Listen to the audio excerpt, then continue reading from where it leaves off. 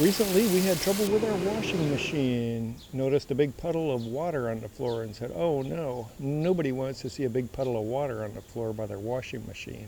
So I was thinking, oh no, I gotta go out and buy a brand new washing machine, wrestle this one out, wrestle the new one in. I don't want to do that. So I thought, well, maybe I can fix it myself. So I went online, did some research, and I said, yeah, I think I can fix it. So that's what I did. I fixed it, and now it's up and running, and I'm happy, and the clothes are clean.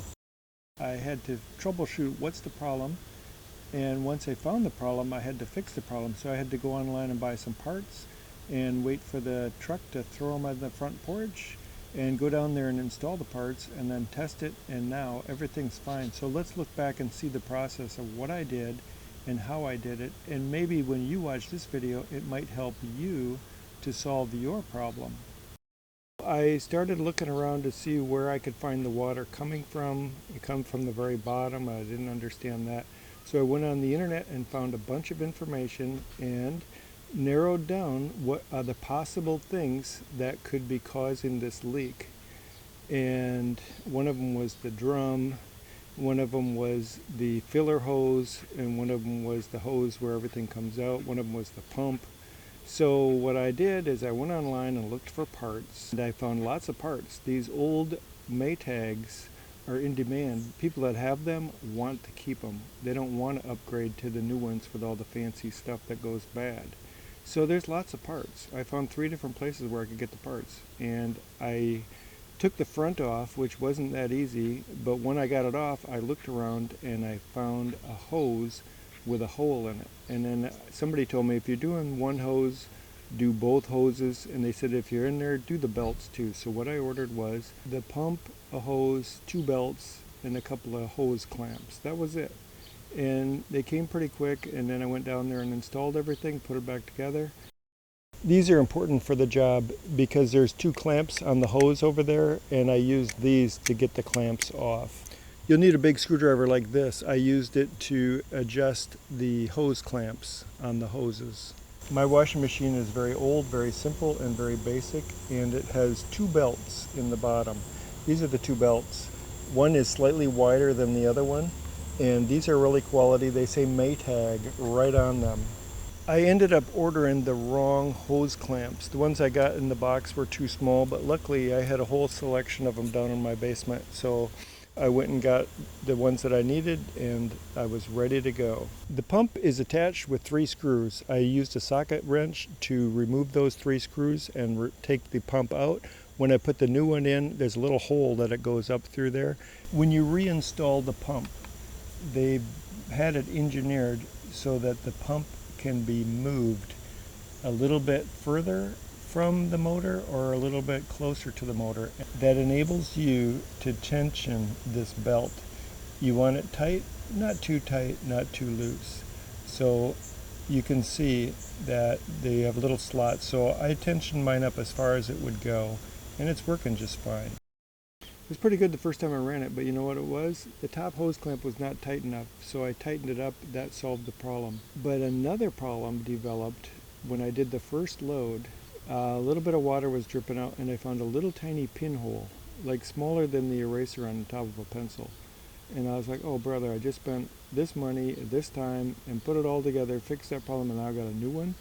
But I solved that problem too. I found some Flex Seal. There's Flex Seal tape. I didn't get that. I got some putty, put it on with a putty knife, and that solved my problem. I'm back in business.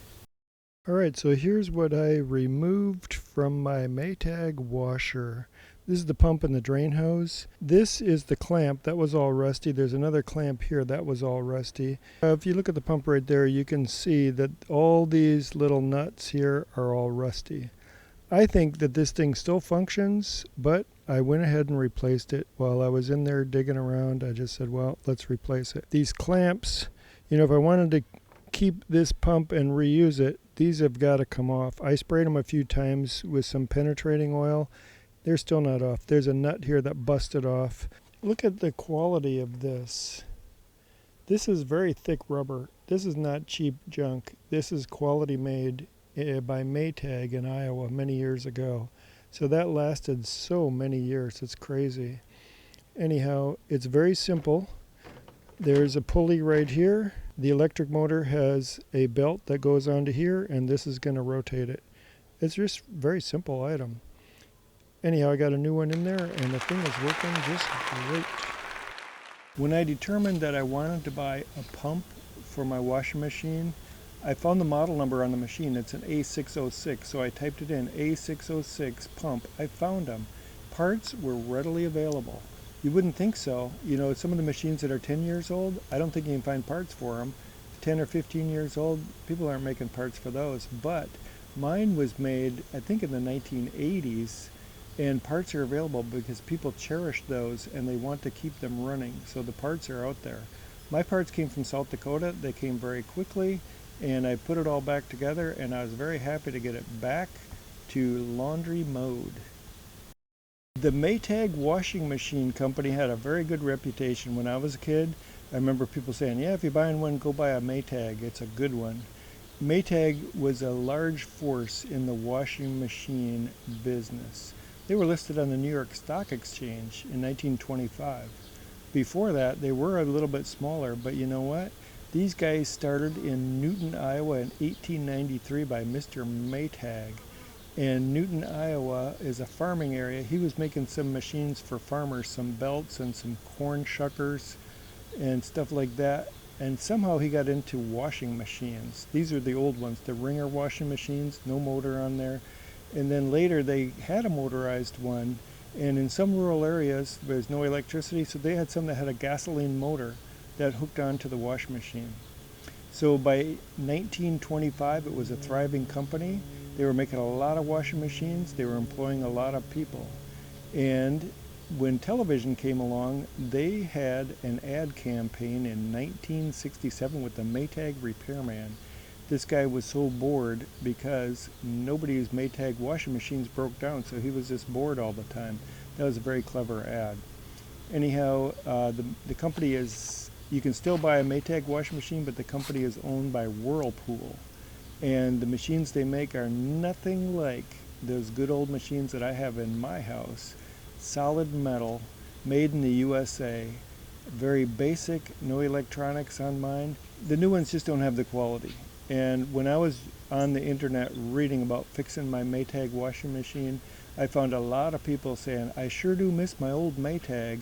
My new one lasted 6 years and it broke, and it was $1,500 to fix it. So people were mad about their new ones.